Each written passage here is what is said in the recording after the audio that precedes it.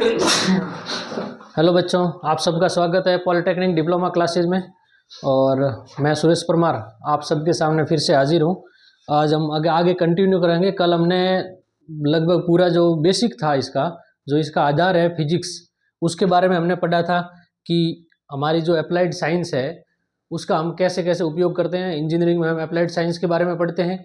अब साइंस की एप्लीकेशन है, ये साइंस का उपयोग है, उसके बारे में पढ़ते हैं। और कल मैंने आपको पूरा सिलेबस डिस्कशन किया था कि पूरे जो डिप्लोमा क्लासेज है, मतलब थर्ड सेम के अंदर मैकेनिक्स ऑफ मटेरियल जो आपकी सब्जेक्ट है उसके अंदर क्या क्या सिलेबस में BTER board of technical education Rajasthan की तरफ से आपके सिलेबस में क्या क्या दिया हुआ है, आपको क्या क्या पढ़ने की ज़रूरत है, उसके बारे में हमने कल पूरा डिस्कशन किया था। और उसी का फर्स्ट चैप्टर आज हम शुरू करने जा रहे हैं शुरुआत से। और उसका फर्स्ट चैप्टर जो है उसका नाम है मोमेंट ऑफ इनर्शिया। ठीक है, मैकेनिक्स ऑफ मटेरियल। और इसका अपने कोड है CE303। और ये अपने इसका है थर्ड सेमेस्टर का सब्जेक्ट है। ठीक है, ये तो हो गया पूरा बेसिक जानकारी जो होगी आपकी, इसका परिचय हो गया। अब अपन आते हैं मोमेंट ऑफ इनर्शिया के ऊपर। कल भी मैंने आपको मोमेंट ऑफ इनर्शिया बताया था। जो इनर्शिया बताया था कल मैंने आपको, इनर्शिया में मैंने आपको क्या बताया था, इनर्शिया का हिंदी में कहते हैं जड़त्व। जड़त्व के बारे में मैंने कल आपको बताया था कि ये अपने कोई भी वस्तु अपने अंदर होने वाले बदलाव को रोकती है, उसी को हम जड़त्व या फिर इनर्शिया कहते हैं। तो कल हमने तो पढ़ा था ना, जो भी पढ़ा था ना हमने, वो लीनियर मोशन के बारे में पढ़ा था। ये लीनियर मोशन के अंदर जड़त्व का क्या रोल होता है, वो कैसे अपनी भूमिका अदा करता है, उसके बारे में हमने पढ़ा था। लीनियर मोशन का मतलब होता है, मैं हिंदी वालों को समझा दूं, एक सीधी रेखा में जो मूवमेंट होगा, जो आगे पीछे कोई भी चीज होगी, जैसे कि गाड़ियों का चलना, ट्रक वगैरह जो भी चलती है, उनके अंदर इनर्शिया कैसे अपना रोल अदा करता है, उसके बारे में हमने कल समझा था। थोड़ी बहुत फिजिक्स पढ़ी थी। आज हम हमारे इंजीनियरिंग के अंदर मोमेंट ऑफ इनर्शिया का कहाँ उपयोग है वो हम पढ़ेंगे। अब कल जो हमने पढ़ा था ना लीनियर मोशन के अंदर मोमेंट ऑफ इनर्शिया, तो वो मास इनटू एक्सेलरेशन, यानी वो मास के ऊपर निर्भर कर रहा था जो लीनियर मोशन था। ठीक है ना, जो लीनियर मोमेंट ऑफ इनर्शिया था वो सिर्फ मास के ऊपर निर्भर कर रहा था। लेकिन आज हम पढ़ेंगे कि घूर्णन वाली जो, जैसे कि किसी अक्ष के चारों तरफ अगर कोई चीज घूम रही है, ठीक है ना, तो उसके अंदर मोमेंट ऑफ इनर्शिया का क्या रोल है, उसके बारे में आज हम पढ़ेंगे। ठीक है, तो मैं थोड़ा बहुत आपको मैकेनिकल इंजीनियरिंग की तरफ लेके चलता हूँ। पहले वो समझना जरूरी है कि इसका क्या क्या उपयोग है, और उसके बारे में हम पढ़ेंगे। तो इसमें जो घूर्णन वाली चीजें होती है ना, उसके अंदर मोमेंट ऑफ इनर्शिया का क्या रोल है। जैसे घूर्णन वाली चीजों के अंदर मोमेंट ऑफ इनर्शिया उसके द्रव्यमान, और ये तो हमने कल भी पढ़ा था। जो एक रेखीय मोशन जो था उसके अंदर भी हमने देखा था कि जो इनर्शिया है वो उसके द्रव्यमान पे निर्भर करता है। लेकिन घूर्णन वाली चीज में एक एक्स्ट्रा आ जाता है, वो है उसकी दूरी, यानी मास घूर्णन अक्ष जो है ना उससे कितनी दूरी पर रखा गया है, उसके ऊपर निर्भर करेगा मोमेंट ऑफ इनर्शिया, यानी जड़त्व आघूर्ण। ठीक है, जैसे कि मैं आपको एक उदाहरण देता हूं। आपने पुराने जमाने में जो भी रामायण महाभारत वगैरह देखी होगी, उसमें रथ का पहिया देखा होगा आपने। रथ का पहिया एकदम पूरा सॉलिड होता था, यानी पूरी लकड़ी का भरा हुआ होता था। बीच में यहाँ पे एक वो शाफ्ट लगाते थे और उसके चारों तरफ वो घूमता रहता था। उसी तरीके से जैसे जैसे इनोवेशन होता गया, नए नए आविष्कार होते गए, तो हमने पहिया कुछ इस तरह से डिजाइन किया। यानी उसके बाहर बाहर तो हम क्या करते थे, मोटी लकड़ी लगाते थे। ठीक है, ये मोटी लकड़ी यहाँ पे लगा दी और बीच में एक यहाँ पे सॉलिड शाफ्ट के लिए होल बना दिया, और फिर यहाँ इसको ताड़ियों से हम जोड़ते थे। वो ताड़ियाँ चाहे लकड़ी की हो, पहले जब लोहे का आविष्कार नहीं हुआ था तो लकड़ी की ताड़ियाँ बनाते थे। जब लोहे का आविष्कार हो गया तो हम लोहे की ताड़ियाँ बनाने लग गए। तो आप देख रहे हो, ये उसके घूर्णन अक्ष से हमने इस द्रव्यमान को दूर रखा है। अब इससे क्या फर्क पड़ेगा सर, इससे फायदा क्या है, आप हमें ये बताओ।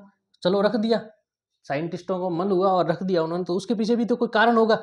मैंने कहा कि घूर्णन वाली जो चीजें होती है उसके अंदर जो मोमेंट ऑफ इनर्शिया होता है वो उसके कितनी दूरी पे उसका द्रव्यमान रखा गया उसके ऊपर निर्भर कर रहा है। मैंने आपको ये समझाया। तो मैंने क्या करा, इस द्रव्यमान को बहुत मतलब कि जितना आवश्यक हो इतनी दूरी पर लगा दिया, और फिर मैंने यहाँ से शाफ्ट को इससे कनेक्ट कर दिया। अब मैंने आपको बताया था जड़त्व के बारे में, इन्हें इनर्शिया के बारे में, यानी ये अपने अंदर होने वाले बदलाव को रोकती है। तो जैसे कि ये इसको अपन कोई गाड़ी है या फिर बैलगाड़ी वगैरह है, उसको स्टार्ट करने के अंदर आपको एनर्जी की ज़्यादा ज़रूरत पड़ेगी। लेकिन एक बार अगर ये एक बार स्टार्ट हो गया तो फिर आपको ज़्यादा एनर्जी या ज़्यादा बल लगाने की ज़रूरत नहीं पड़ेगी इसमें। इस वजह से इसका जो मास है वो हम उसके घूर्णन अक्ष से कुछ दूरी पर स्थापित करते हैं, जिस वजह से आपको कम एनर्जी की ज़रूरत पड़ती है। जैसे आपने गाड़ी का पहिया देखा होगा, तो बीच में वो रिम होती है ना, जो रबड़ की रिम होती है वो दूर होती है, बीच वाली जो प्लेट होती है वो काफ़ी पतली होती है। आप साइकिल का पहिया देख लो, बीच में वो जो साफ्टियाँ लगाते हैं, फिर ताड़ियों से उस रबड़ के ट्यूब को और टायर को जोड़ देते हैं, उसी तरीके से होता है। आप ट्रेन का पहिया देख लीजिए, बीच में एक पतली प्लेट होती है और साइड में चारों तरफ वर्ताकार में उसका जो पहिया होता है उसका मास दूर की तरफ ज़्यादा होता है। तो उसी का मतलब इसका जो सिग्निफिकेंस है ना मोमेंट ऑफ इनर्शिया का, वो यही है कि आप द्रव्यमान को जितनी दूरी पे रखोगे उतना ही वो आपको आपके लिए फायदेमंद होगा। ठीक है, तो यह तो आपने मैकेनिकल इंजीनियरिंग का पढ़ लिया। अब हम आपको पता है कि हम सिविल इंजीनियरिंग के लिए जो क्लासेस चला रहे हैं मैकेनिक्स ऑफ मटेरियल की, जिसको सोम भी बोलते हैं डिग्री के अंदर, जिसको मैकेनिकल में मॉस भी कहते हैं। ठीक है, तो अब हम आते हैं सिविल इंजीनियरिंग के अंदर। सिविल इंजीनियरिंग के अंदर मैंने आपको बताया था कि एरिया मोमेंट ऑफ इनर्शिया होता है। एरिया मोमेंट ऑफ इनर्शिया मतलब क्षेत्र का जड़त्व आघूर्ण।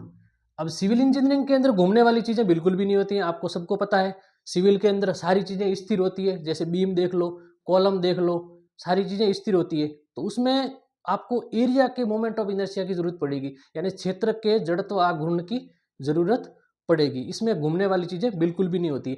इसलिए मेरे पास में कोई एक क्षेत्रफल था, ठीक है, तो मैंने क्या करा, इसके अंदर दो अक्ष बना दी। ये दोनों अक्ष किसी ए पॉइंट पे परिच्छेद है। ठीक है, ये वाई अक्ष है और ये एक्स अक्ष है। तो अब मैंने क्या करा, इसमें ये नीचे वाला मैं पोर्शन कट कर देता हूँ इसमें थोड़ा बहुत ऐसे, और ये मेरा एक काट, क्षेत्रफल का काट आ गया।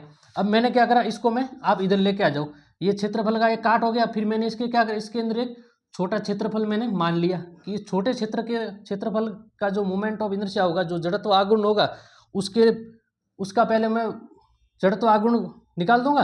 फिर मैं क्या करूंगा, उसका समाकलन कर दूंगा। पहले हमने क्या करा, एक छोटे से क्षेत्र का जड़त्व आघूर्ण निकाल लिया। ठीक है, जड़त्व आघूर्ण निकाल लिया। फिर हमने क्या करा, उसका समाकलन कर दिया। जब हमको छोटी छोटी चीज़ों को आपस में जोड़ना है, छोटी छोटी चीज़ों को मिलाकर एक चीज़ कोई बड़ी चीज़ बनानी है, तो गणित के अंदर एक मेथड होता है, एक फॉर्मूला होता है, उसको हम बोलते हैं, एक तरीका होता है, उसको हम बोलते हैं समाकलन। ठीक है, तो वो हम करेंगे यहाँ पे। तो ये जो आपको साइन दिख रहा है, ये समाकलन का साइन है। ठीक है, अब आप इधर आ जाओ वापस। ये जो मैंने यहाँ पे जो छोटा सा क्षेत्रफल माना था, इस क्षेत्रफल को मैंने बोल दिया, क्योंकि ये छोटा सा क्षेत्रफल था, इसलिए मैंने इसका एरिया, जो इसका जो क्षेत्र माना है, वो उसको मैंने बोल दिया डी ए। ठीक है, फिर मैंने क्या करा, ये जो एक्स एक्स जो अक्ष है ना, इससे ये कितनी दूरी पे रखा गया है, वाई दूरी पे रखा गया है। वाई अक्ष से ये कितनी दूरी पर रखा गया है, एक्स अक्ष से एक्स दूरी पे रखा गया है। और ये जो इसका परिच्छेद बिंदु है, दोनों अक्ष का परिच्छेद बिंदु है ओ से कितनी दूरी पे रखा गया है, ये आर दूरी पे रखा गया है। और इसको क्या बोलते हैं, रेडियल डिस्टेंस बोलते हैं। ठीक है ना, इस तरह की जो दूरियां होती है ना, इसको बोलते हैं रेडियल डिस्टेंस, यानी रेडियल दूरी। ठीक है, अब जब इस क्षेत्र का मुझे अगर जड़त्व आघूर्ण निकालना है, तो ये मैं माना कि मुझे एक्स जो एक्सिस है, जो एक्स अक्ष है, उसके सापेक्ष अगर मुझे इसका इस छोटे से क्षेत्र का मोमेंट ऑफ इनर्शिया निकालना है या जड़त्व आघूर्ण निकालना है, तो आई एक्स बराबर छोटा सा एरिया, जिसको मैंने बोला है डी ए, मल्टीप्लाई यानी गुणा, इससे कितनी दूरी पे है, वाई दूरी पे है, तो मैंने वाई का वर्ग कर दिया। तो ये एक्स जो अक्ष है ना, उसके सापेक्ष इस छोटे से क्षेत्र का मोमेंट ऑफ इनर्शिया यानी जड़त्व आघूर्ण आपको निकल के आ गया। अब मैं पूरे का निकालने के लिए, इस जो पूरा जो काट क्षेत्रफल है, काट क्षेत्र है, इसका पूरे का निकालने के लिए मैं क्या करूंगा, इसका समाकलन कर दूंगा। इसको जो मतलब कि फिजिक्स वगैरह, केमिस्ट्री वगैरह, जिन्होंने मैथ वगैरह नहीं पढ़ी ना, उनको बता दूं मैं, ये वाला जो साइन है ना मैथमेटिक्स के अंदर, इसको क्या बोलते हैं, समाकलन।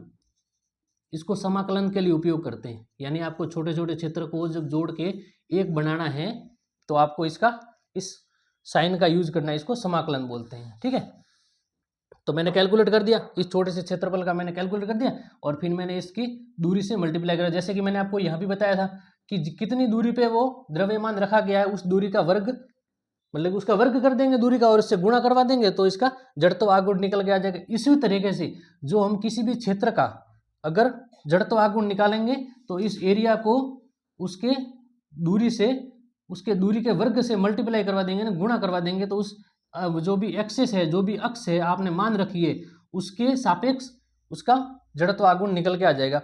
उसी तरीके से अब आप बोलोगे सर आपने एक्स एक्स अक्ष जो है उसका तो निकाल दिया, आप वाई का निकाल के बताओ। तो बच्चों वाई का भी कुछ इस तरह से निकल के आएगा, आई वाई वाई बराबर ये छोटा सा क्षेत्रफल है जो जिसको मैंने बोला था डी ए, ये डी ए गुणा और ये वाई अक्ष से ये क्षेत्र कितना दूरी पे है, ये एक्स दूरी पे है। कितनी दूरी पे है, एक्स दूरी पे। तो मैंने एक्स का वर्ग कर दिया और इसका फिर मैंने समाकलन कर दिया, तो ये वाई अक्ष के सापेक्ष मोमेंट ऑफ इनर्शिया यानी जड़त्व आघूर्ण, इस क्षेत्र का जड़त्व आघूर्ण निकल के आ गया। ठीक है, तो आपको समझ में आ गया। अब हम आगे बढ़ेंगे जिसमें ये मोमेंट ऑफ इनर्शिया लगभग, अब आप देख लो, मैंने बताया था आपको सिविल इंजीनियरिंग में क्षेत्र का जड़त्व आघूर्ण, तो आपको क्षेत्र का जड़त्व आघूर्ण कुछ इस तरीके से कैलकुलेट करना है, यानी इस तरह से आपको निकालना है। ठीक है, अब जो मोमेंट जो अपने डिप्लोमा क्लासेज है, यानी डिप्लोमा सिलेबस में या डिप्लोमा के जो पेपर वगैरह होते हैं, बीटीआर जो पेपर लेती है बोर्ड के, या फिर आपके क्लास टेस्ट देख लो, तो उसके अंदर ये छोटे छोटे फॉर्मूले पूछे जाते हैं। और ये पहले भी आ रखा है, ये 2021 में आया था जो 3 नंबर का आया था। अब आपको लिखना क्या है उस पर आते हैं अपन। भाई आपके सामने सवाल आया ना, तो आपको उसको किस तरह से अटेंड करना है ताकि आपको पूरे पूरे नंबर मिल सके। ठीक है, तो उसके लिए हम क्या करेंगे, जैसे आपने लिखा जड़त्व आघूर्ण, और उसको मतलब कि लिखने का जो जड़त्व आघूर्ण को आपको शॉर्ट में इसको आई से हम लिखते हैं। ठीक है, तो पहले आप उसकी परिभाषा लिखनी है, यानी जड़त्व आघूर्ण उस वस्तु के द्रव्यमान और घूर्णन अक्ष से कण की दूरी के वर्ग के गुणनफल के योग के बराबर होता है। ठीक है, मैंने आपको बताया था कि घूमने वाली चीज़ों को हम द्रव्यमान को यानी मास को थोड़ा दूर ले जाके रख देते हैं। मैंने आपको टायर का उदाहरण देके बताया था, तो ये मास कितनी दूरी पे रखा गया, ये डिस्टेंस, ये दूरी आर है, तो इस जो अक्ष है, ये जो गोलाई है, इसका मोमेंट ऑफ इनर्शिया निकालने के लिए द्रव्यमान को मैंने आर के वर्ग से गुणा कर दिया, तो ये आर आ गया। बस आपको जब 3 नंबर का सवाल आता है आपके डिप्लोमा के उसमें पेपर के अंदर, तो आपको ये परिभाषा लिखनी है और आपको ये छोटा सा फॉर्मूला वहाँ पे लिख देना है, और आपको वहाँ पे फिर नीचे कुछ इस तरीके से लगा देना है। जैसे एम, इसमें आपने एम माना है, इसमें एम क्या है, तो आप लिख दोगे यहाँ पे द्रव्यमान है, एम को क्या बोलते हैं, द्रव्यमान। और यहाँ पे आर क्या है, आर है रेडियल डिस्टेंस, जिसको रेडियल डिस्टेंस बोलते हैं। या फिर अगर आप इसको और आपको समझ में नहीं आए डिप्लोमा वालों को हिंदी में कैसे लिखना है, तो मैं बता देता हूँ कि घूर्णन अक्ष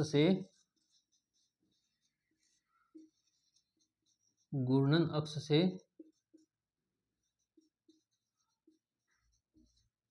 द्रव्यमान की दूरी।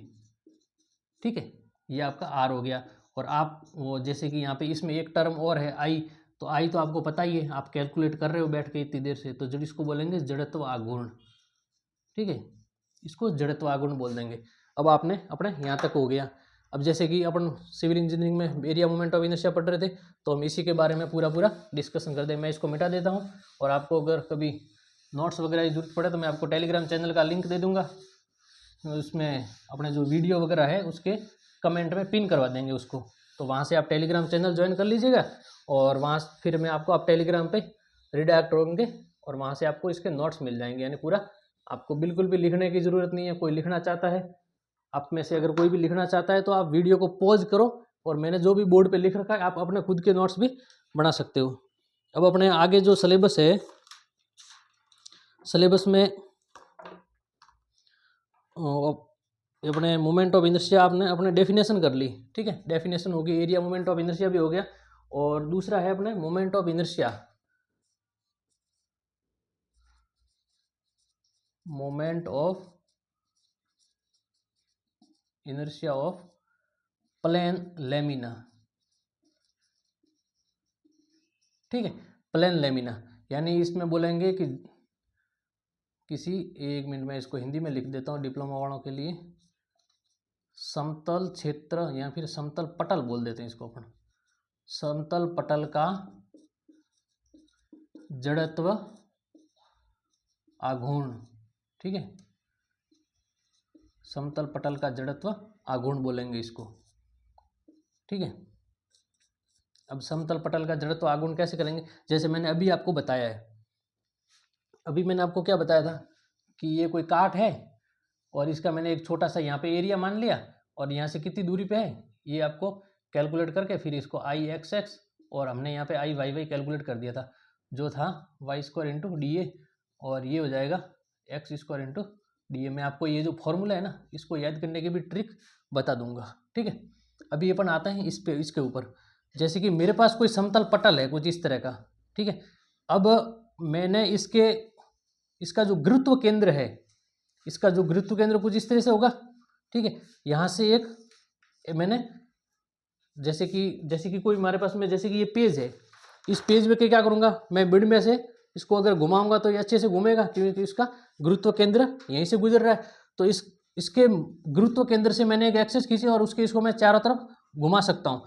तो अब मुझे इस क्षेत्र का ये जो प्लेन लेमिना है, जो समतल पटल है, मुझे इसका मोमेंट ऑफ इनर्शिया निकालना है। तो मैं कैसे निकालूंगा, जैसे कि अभी मैंने आपको बताया था कि आप हर जगह पर क्या करोगे, अलग अलग दूरी पे आप एक छोटे छोटे क्षेत्र मान लोगे।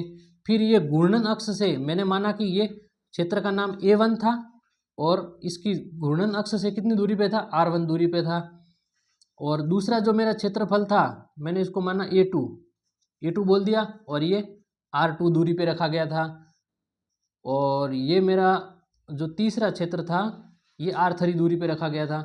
और मैंने एक और क्षेत्र मान रखा है, यहाँ पे एक और क्षेत्रफल मान रखा है, ये R4 दूरी पे है और ये क्षेत्र हो गया मेरा A4। अब मैं इस प्लेन जो भी लेमिना है, जो भी समतल पटल है, अगर मुझे इसका मोमेंट ऑफ इनर्शिया निकालना है तो मैं क्या करूँगा, मतलब कि जैसे कि A1 एक क्षेत्र है, A1 गुणा मैंने आपको बताया था कि उसकी जो दूरी है उसका वर्ग करना है, प्लस आपको गणित के अंदर जो बोडोमास रूल होता है ना, बोडोमास रूल, यानी जैसे कि कोई भी अगर मैथमेटिकल जो भी टर्म होते हैं उनको सॉल्व करने के लिए आपको पहले ब्रैकेट सॉल्व करना है, फिर ऑफ, फिर आपको डिवाइड करना है, फिर मल्टीप्लाई, फिर ऐड और फिर सब्सट्रैक्ट। बोडोमास रूल का ध्यान रखना है। और बोडोमास का रूल का ध्यान रखते हुए मैंने यहाँ पे ये कोष्टक लगाया है, तो आपको सारी चीज़ें कोष्टक में रखनी है, ठीक है। तो A2 गुणा R2 का स्क्वायर प्लस A3 गुणा कितनी दूरी पे था, R3 दूरी पे था, इसका मैंने वर्ग कर लिया, प्लस A4 गुणा R4 का वर्ग हो गया, प्लस कुछ इस तरह से हम आगे चलते जाएंगे और ये n नंबर ऑफ एरियाज होंगे और मैंने क्या कर दिया, RN का वर्ग कर लिया। तो ये यहाँ तक आगे n नंबर तक और n नंबर ऑफ एरिया होंगे, क्योंकि ये समतल पटल है, इसमें बहुत सारे छोटे छोटे एरिया होंगे, ठीक है। तो ये R दूरी तक आ गया। अब मैंने क्या करा, इन सब को एक करने के लिए, इनको जोड़ने के लिए मैंने क्या करा, समेसन का साइन लगा दिया, इसको बोलते हैं समेसन।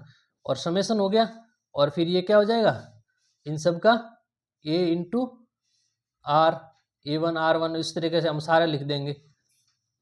R1 का स्क्वायर हो गया प्लस A3 गुणा A2 गुणा R2 का वर्ग हो गया। इस तरीके से हम आगे बढ़ते जाएंगे, ठीक है। और फिर जब इसका हम समाकलन लिखेंगे, यानी इस पूरे का समाकलन क्या होगा, तो ये हो जाएगा, ये एक छोटे छोटे एरिया मिला के बड़ा एरिया हो जाएगा, ठीक है। या फिर इसको आप ऐसे लिख सकते हैं, कोई दिक्कत नहीं। आप ये इसका समाकलन हो जाएगा और इसका मोमेंट ऑफ इनर्शिया कुछ, ये जो समतल पटल है उसका कुछ मोमेंट ऑफ इनर्शिया आपको इस तरीके से मिल जाएगा, ठीक है। ये जो भी समतल पटल है उसका जो जड़त्व आघूर्ण है वो उसका फॉर्मूला कुछ इस तरीके से होगा। अब अपन दोस्तों आगे बढ़ते हुए अपने एक, मैं आपको बता दूं कि पूरा हम सिलेबस के हिसाब से चलेंगे, अपनी मर्जी से। आप हम यहाँ पे कुछ भी नहीं पढ़ा रहे, क्योंकि आपको जो मुख्य जो बातों का ध्यान रखना है वो ये है कि आपके जो BTR जो का सिलेबस है, यार BTR का जो फाइनल पेपर होता है, सेमेस्टर वाइज पेपर चलते हैं, उसके अंदर किसी भी भाई या बहन के बैक नहीं लगनी चाहिए, है ना। मतलब कि ड्यू नहीं रहना चाहिए पेपर। अगर पेपर ड्यू रह जाता है तो फिर गड़बड़ हो जाती है। तो अब हम आगे बढ़ते हुए हमारा जो नेक्स्ट टॉपिक है उसका नाम है परिभ्रमण त्रिज्या, परिभ्रमण त्रिज्या जिसको इंग्लिश में कहते हैं रेडियस ऑफ जाइरेशन। ठीक है, परिभ्रमण त्रिज्या। अब मैं आपको बता दूं कि मैंने आपके लिए एक कुछ तरीका निकाल रखा था इसको समझाने का। चलो मैं आपको वैसे बता देता हूँ, मेरे को अभी सामने मिल नहीं रहा है।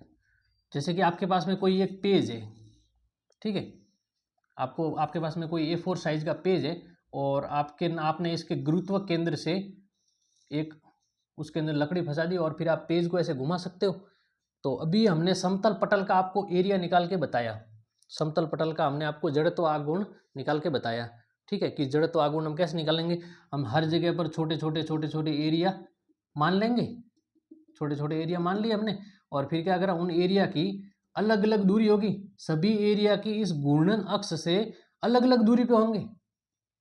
तो हमने क्या करा, ये थोड़ा जो सिस्टम है ये थोड़ा कॉम्प्लिकेटेड हो जाता है ना, बहुत लंबा हो जाता है। यानी हम अगर वो हमारे पास कोई बड़ा चित्र आ गया तो हम उसका कैसे निकाल पाएंगे।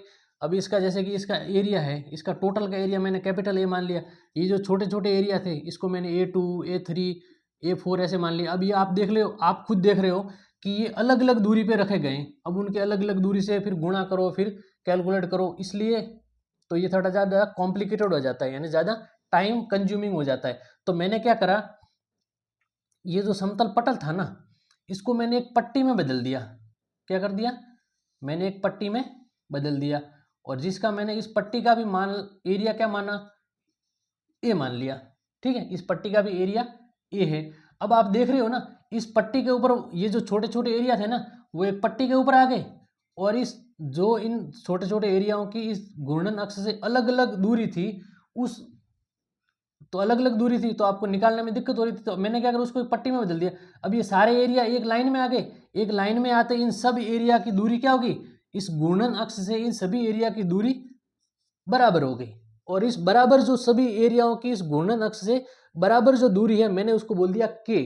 क्या बोल दिया, के। मैं जो वेरिएबल है कुछ भी मान सकते हैं अपन, तो मैंने इसको के बोल दिया कि ये घूर्णन अक्ष से ये जो सभी एरिया है जो समान दूरी पर आ गए हैं, मैंने इसको बोल दिया के।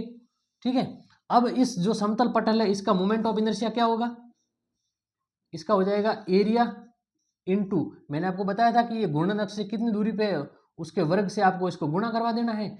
तो मैंने ये गुणा करवा दिया, तो ये क्या आ गया, एक इस समतल पटल का क्या आ गया, मोमेंट ऑफ इनर्शिया यानी जड़त्व आघूर्ण आ गया।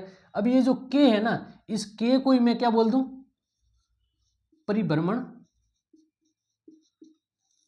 त्रिज्या। इस के को क्या बोलते हैं, परिभ्रमण त्रिज्या। अब यहाँ पे आपको के की वैल्यू निकालनी है, यानी के निकालना है, तो के स्क्वायर इक्वल्स टू क्या हो जाएगा, जड़त्व आघूर्ण भाग एरिया।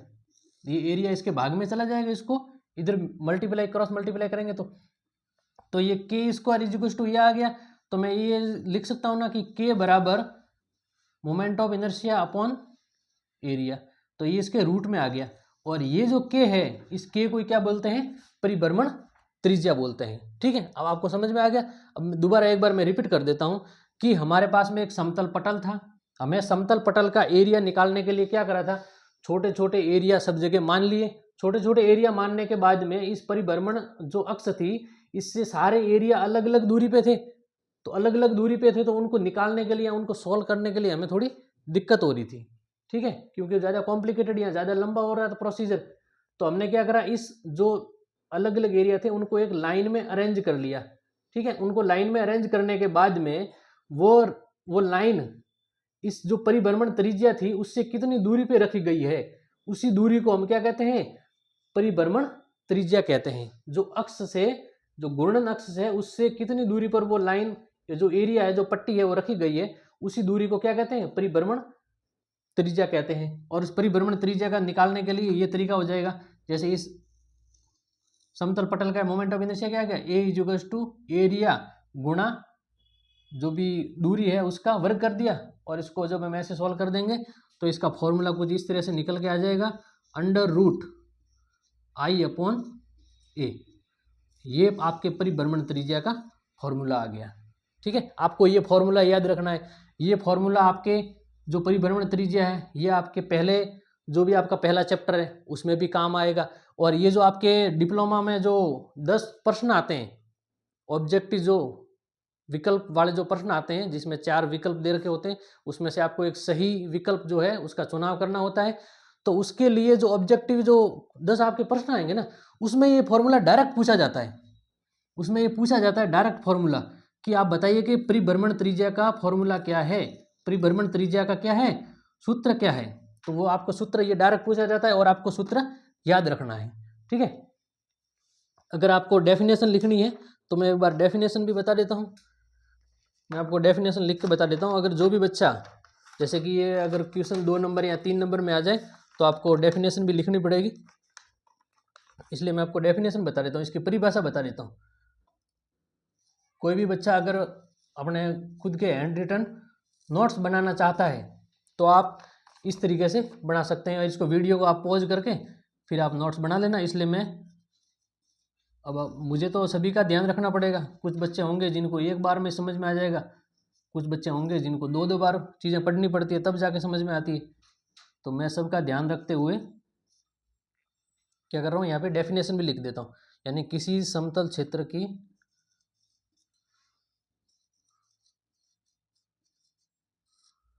घूर्णन त्रिज्या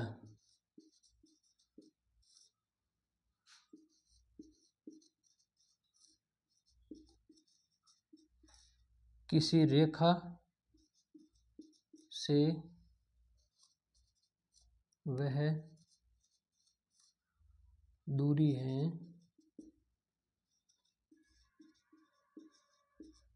जिसके वर्ग को उसके क्षेत्रफल से गुणा करने पर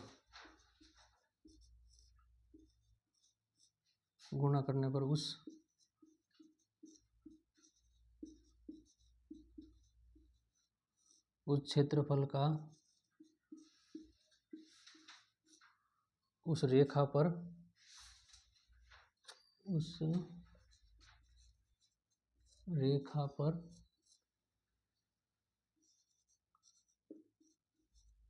जड़त्व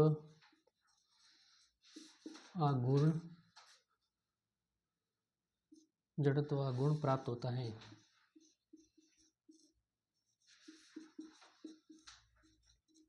ठीक है, जिस भी बच्चे को अगर पूरी परिभाषा वगैरह, जैसे कि अगर आपके परिभ्रमण त्रिज्या 3 नंबर में आ गया तो 3 नंबर के लिए आपको पहले ये परिभाषा लिखनी पड़ेगी और फिर भी पूरा उसका ये फॉर्मूला लिखना पड़ेगा। ठीक है, और आप अगर आप चाहते हो कि आपको पूरे 3 में से 3 नंबर मिले और ज़्यादा अच्छी आपकी कॉपी चेक हो, आपके अच्छे नंबर आए, तो आप पूरे इसको इस तरीके से लिख सकते हो। जैसे कि आपने लिखा ना, किसी समतल क्षेत्र की घूर्णन त्रिज्या किसी रेखा से वह दूरी है जिसके वर्ग को उसके क्षेत्रफल से गुणा करने पर उस क्षेत्रफल का उस रेखा पर जड़त्व आघूर्ण प्राप्त होता है। मैंने जो डेफिनेशन में जो परिभाषा में लिखा है ना वो का वो ये रहा, यानी उस क्षेत्रफल के उसके जो दूरी है उससे वर्ग से मल्टीप्लाई करा दिया, क्या गया, जड़ता आघूर्ण आ गया। और उसी को हमने सॉल्व करके हमने यहाँ से परिभ्रमण त्रिज्या जो ये आपको फॉर्मूला लिख रखा इसको बोलते हैं परिभ्रमण त्रिज्या, हमने कैलकुलेट कर दिया। ठीक है, आपको मैं उम्मीद करता हूँ कि आपको परिभ्रमण त्रिज्या समझ में आ गया हो अच्छे से। ठीक है, और नहीं आया है तो एक बार आप इसको दोबारा पढ़ लें। अब हम आगे और कंटिन्यू करेंगे जिसमें मैं आपको 2 मतलब प्री में पढ़ाऊँगा डेफिनेशन। मतलब एक तो है अपने डिप्लोमा में 2 प्री में है, जिसको एक तो बोलते हैं समांतर अक्ष प्री में और एक है अभिलंब अक्ष प्री में। ठीक है, यानी इंग्लिश में कहेंगे तो पैरेलल एक्सिस थ्योरम और परपेंडिकुलर एक्सिस थ्योरम, उसके बारे में हम पढ़ेंगे। ठीक है, तो अभी हम आगे कंटिन्यू करते हैं क्योंकि आपके अब जनवरी में एग्ज़ाम है तो बहुत सारे भाइयों के बैग भी लग रखी होगी, और जो भी अभी जो 3rd सेमेस्टर में स्टूडेंट है उनके लिए भी बहुत ज़्यादा फायदेमंद होगा। जो मैं आगे आप जो जैसे कि अपना चैप्टर ख़त्म हुआ ना, प्रत्येक चैप्टर में मैं पुराने पेपर लेके आऊँगा, कि कौन से चैप्टर से कैसे कैसे क्वेश्चन आते हैं, ऑब्जेक्टिव में कैसा पूछा जाता है। वैसे तो मैं आपको जैसे जैसे पढ़ाता जाऊंगा मैं आपको बताता जाऊंगा कि ऐसे क्वेश्चन आपके ऑब्जेक्टिव में या फिर आपके 3 नंबर में या 8 नंबर में आएंगे, ठीक है। तो उस हिसाब से आप पढ़ लेना। और फिर भी जो भी पुराने पेपर है 2021, 2022, 23, 24, 3-4 साल के मैं आपको पेपर सॉल्व करवा दूंगा। तो जैसे आपके जनवरी में पेपर होंगे उससे पहले आपको बहुत ज़्यादा हेल्प मिलेगी और मुझे पूरी उम्मीद है कि आप पेपर को अच्छे से क्वालिफाई भी कर लेंगे, ठीक है। तो अभी हम कुछ प्रमेय के बारे में पढ़ते हैं, जिसको पहला हमारा है प्रमेय, उसका नाम है समानांतर अक्ष प्रमेय, ठीक है, जिसको इंग्लिश में कहते हैं parallel axis theorem, parallel axis theorem, ठीक है। अब मैं आपको पैरेलल एक्सिस थ्योरम पहले समझा देता हूँ, फिर मैं आपको डेफिनेशन लिखवा दूंगा। जैसे कि पैरेलल एक्सिस थ्योरम आप देखो, पैरेलल एक्सिस थ्योरम में क्या होता है कि अभी हमने क्या करा था, जैसे हमने कोई भी क्षेत्रफल देखा था ना, तो हम अभी तक जो मोमेंट ऑफ इनर्शिया, जड़त्व आघूर्ण जो हम निकाल रहे थे, उसके गुरुत्व केंद्र से जो निकलने वाली या गुजरने वाली रेखा है ना, उसी पे हम जड़त्व आघूर्ण निकाल रहे थे। अभी आपने जो भी मैंने आपको 2-3 उदाहरण दिए, या आपको मैंने जैसे कि परिभ्रमण त्रिज्या पढ़ाया, अभी मैंने आपको समतल पटल के बारे में जो उसका जड़त्व आघूर्ण निकालना बताया था। तो अभी तक हम क्या कर रहे थे, उसके मध्य से या फिर उसके गुरुत्व केंद्र से गुजरने वाली रेखा या उसके गुजरने वाली अक्ष के सापेक्ष हम जड़त्व आघूर्ण कैलकुलेट कर रहे थे, यानी पता कर रहे थे। अभी हम क्या करेंगे, अगर कोई रेखा, अगर कोई हमारे पास ऐसी कंडीशन आती है कि जो परिभ्रमण त्रिज्या है वो उसके मध्य से न होकर, जो गुरुत्व केंद्र से न होकर, अगर किसी और पॉइंट से गुजर रही हो, जैसे कि यहाँ पे मैंने क्या मान लिया, ये इसका क्षेत्रफल क्या था, माना ए था, इसके मध्य से गुजरने वाली जो रेखा है उसको मैंने बोल दिया सी जी, यानी सेंटर ऑफ ग्रेविटी वाला से जो गुरुत्व केंद्र से जो गुजर रही है लाइन, उसको मैंने सी जी बोल दिया। और मैंने एक अपने मन से एक रेखा मैंने मान ली, जो जिस रेखा का नाम है ए बी, और ये आपके इस जो गुरुत्व केंद्र से जो रेखा गुजर रही है ना, गुरुत्व केंद्र से जो अक्ष जो है उससे कितनी दूरी पे है, ये एच दूरी पे है। कितनी दूरी पे है, एच दूरी पे है। इसका क्षेत्रफल कितना है, इसका क्षेत्रफल ए है। और हम आपको सिविल इंजीनियरिंग पढ़ रहे हैं, तो आपको यहाँ पे जितना भी जड़त्व आघूर्ण है वो आपको क्षेत्रफल का ही कैलकुलेट करना है, ध्यान रखें आप इस बात का पूरा पूरा, ठीक है। तो अब जैसे कि मुझे इस जो ए बी लाइन है ना, जो ए बी अक्ष है, मुझे उसके सापेक्ष इसका जड़त्व आघूर्ण अगर कैलकुलेट करना है, तो मैं क्या करूँगा, I A B equals to, I A B किसके बराबर होगा, आई सी जी, यानी इसके गुरुत्व केंद्र से निकलने वाली अक्ष का जड़त्व आघूर्ण प्लस उसका एरिया, और उसके एरिया को जो ये कितनी दूरी पे रखी गई है उसके वर्ग से गुणा करवा देंगे, और फिर इन दोनों टर्म को हम क्या कर देंगे, प्लस कर देंगे। तो ये आपके जो गुरुत्व केंद्र से मतलब गुजरने वाली जो अक्ष है ना, उसके समानांतर जो अक्ष है ए बी, उसके अबाउट, उसके सापेक्ष में अगर हमें मोमेंट ऑफ इनर्शिया यानी जड़त्व आघूर्ण अगर कैलकुलेट करना है, तो उसका फॉर्मूला कुछ ऐसा होगा। इसी को, इसी थ्योरम को क्या बोलते हैं, इसी प्रमेय को क्या बोलते हैं, पैरेलल एक्सिस या फिर समांतर अक्ष प्रमेय बोलते हैं, ठीक है। अगर आपको इसकी डेफिनेशन लिखनी है, जैसे कोई बच्चा अगर चाहता है कि भाई मुझे, हमें तो डेफिनेशन भी पढ़नी है, तो मैं आप यहाँ पे डेफिनेशन लिख देता हूँ। हमने देखा कि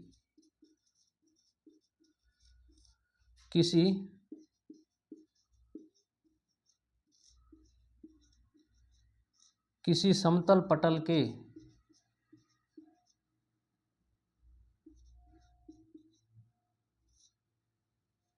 गुरुत्व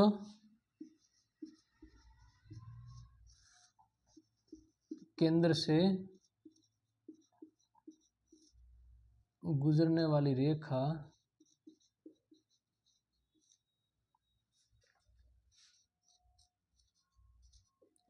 पर जड़ता आघूर्ण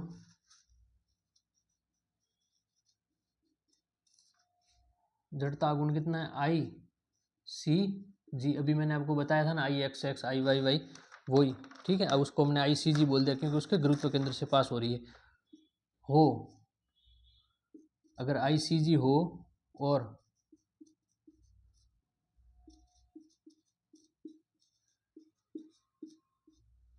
उस क्षेत्र के गुरुत्व केंद्र है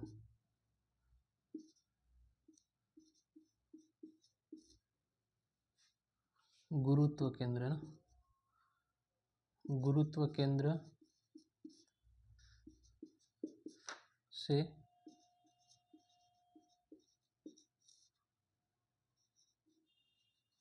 गुजरने वाली अक्ष या फिर रेखा के समानांतर व h दूरी पर स्थित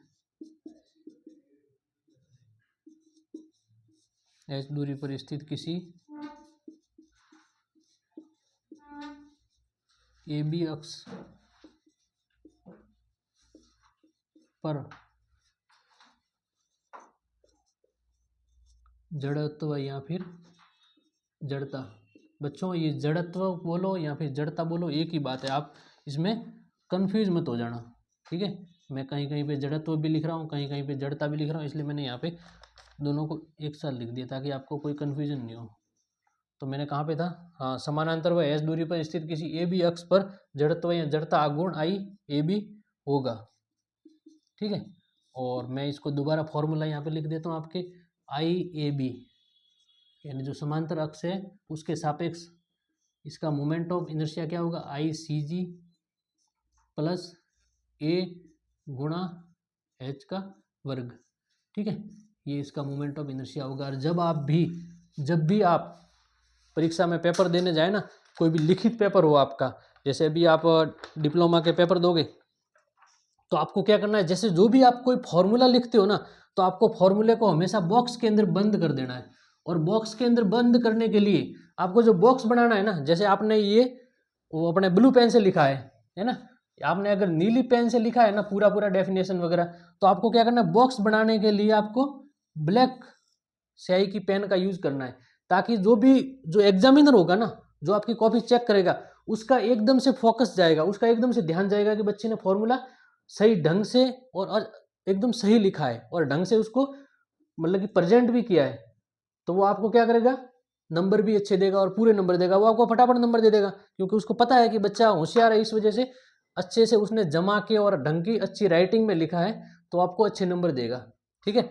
तो ये तो होगी हमारी समांतर अक्ष प्रमेय। और उसी तरीके से अपने एक और दूसरी प्रमेय है, जैसे कि अगर कोई अपने पास ऐसा एरिया आ जाता है जो अपन किसी के जैसे परपेंडिकुलर उसको बोलते हैं ना, अभिलंब रेखा किसको कहते हैं मैं आपको पहले ये बताऊंगा, और फिर उसके बारे में हम थ्योरम के बारे में या प्रमेय के बारे में पढ़ेंगे, ठीक है।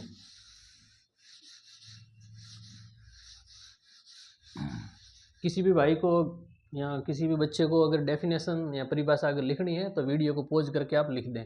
अपना जो नेक्स्ट अगला जो टॉपिक है वो है अभिलंब अक्ष प्रमेय, ठीक है।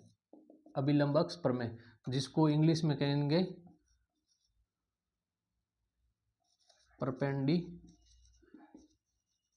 परपेंडिकुलर एक्सिस थ्योरम, ठीक है। परपेंडिकुलर एक्सिस थ्योरम में क्या होता है, जैसे कि मैंने अभी आपको बताया था कि ये मेरी एक्स अक्ष है और ये है वाई अक्ष, ये किसी एक बिंदु पे आके मिलती है, यानी ये किसी एक बिंदु पे परिच्छेद होती है, तो उस पॉइंट को मैंने बोल दिया ओ बोल दिया। अब अपने जो गणित के अंदर, अब ये तो क्या है, ये 2D में है, अब आप बोर्ड है, अब मैं बोर्ड को तो 3D में नहीं बदल सकता, तो ये जो डायमेंशन है ना, ये जो विमा है, ये अपन 2D में मेजरमेंट कर रहे हैं। और जैसे कि इसके मतलब कि इन दोनों के एक अभिलंब यानी इसके परपेंडिकुलर, इन दोनों अक्ष के परपेंडिकुलर एक अक्ष होती है, उसको हम बोलते हैं जेड अक्ष। तो जेड अक्ष कुछ इस तरीके से बाहर निकली हुई होगी यहाँ से, क्योंकि इन दोनों के अभिलंब में है, इन दोनों के परपेंडिकुलर में है, तो वो जेड अक्ष कुछ इस तरीके से बाहर होगी। तो हम बोर्ड पे तो नहीं दिखा सकते, तो हम बोर्ड पे इसको क्या कर देंगे, 2 डायमेंशन में कुछ इस तरीके से दिखा देंगे, ठीक है। तो ये जेड अक्ष होगी। अब मुझे एक्स और वाई पे तो मैंने अभी आपको एक समतल पटल का क्षेत्रफल और अपने जड़त्व आघूर्ण निकाल के बताया था मैंने आपको, ठीक है। अब मेरे पास एक नया टर्म मतलब कि कुछ बच्चे बोलेंगे या फिर आपको कहीं पे भी जरूरत पड़ेगी कि सर अगर हमारे पास में जेड एक्सिस है, जेड अक्ष है, तो उसके अबाउट हम उसके सापेक्ष हम मोमेंट ऑफ इनर्शिया या हम जड़त्व आघूर्ण कैसे कैलकुलेट करेंगे। तो उसके लिए साइंटिस्टों ने एक थ्योरम दी जिसका नाम है अभिलंब अक्ष प्रमेय। अभिलंब अक्ष प्रमेय में कुछ नहीं होता, एक सिंपल सा फॉर्मूला आपको याद रखना है, आई जेड जेड बराबर आई एक्स एक्स, यानी आपने जो एक्स अक्ष के सापेक्ष मोमेंट ऑफ इनर्शिया यानी जड़त्व आघूर्ण जो आपने कैलकुलेट किया था वो, और उसके साथ में आप प्लस कर दोगे किसको, आई वाई वाई, यानी वाई वाई अक्ष के सापेक्ष आपने जो जड़त्व आघूर्ण कैलकुलेट किया था उन दोनों के अगर आप प्लस कर दोगे तो इसको बोलते हैं अभिलंब अक्ष प्रमेय। इस मेथड को अभिलंब अक्ष प्रमेय बोलते हैं। और आपको जो इस इन दोनों के अभिलंब यानी इन दोनों के परपेंडिकुलर जो अक्ष है जेड अक्ष, उसके सापेक्ष में आपको मोमेंट ऑफ इनर्शिया या फिर जड़त्व आघूर्ण आपको प्राप्त हो जाएगा, ठीक है। इसको बोलते हैं अभिलंब अक्ष प्रमेय। अगर आपको इसको डेफिनेशन लिखनी है तो मैं आपको डेफिनेशन एक बार लिखवा देता हूं, ठीक है।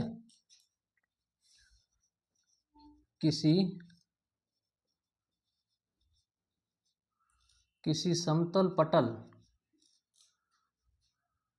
या फिर क्षेत्र, जिसको आप काट भी बोल सकते हैं हिंदी में, के दो लंबवत अक्ष की जो दो लंबवत अक्ष हैं सॉरी, जो दो लंबवत अक्ष हैं जो कि बिंदु ओ पर मिल रहे हैं, ठीक है, के सापेक्ष जो जड़त्व आघूर्ण है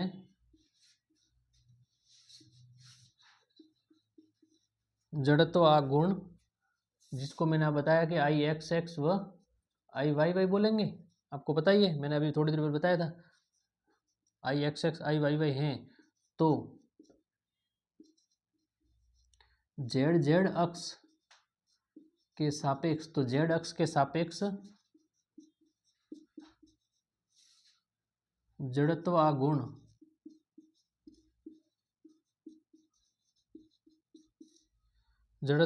क्या हो जाएगा, जिसको हम आई जेड जेड बोलेंगे, जो समतल काट के लंबवत होगा, ठीक है, तथा एक्स एक्स और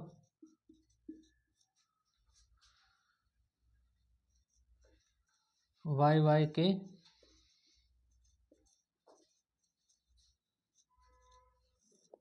प्रतिच्छेद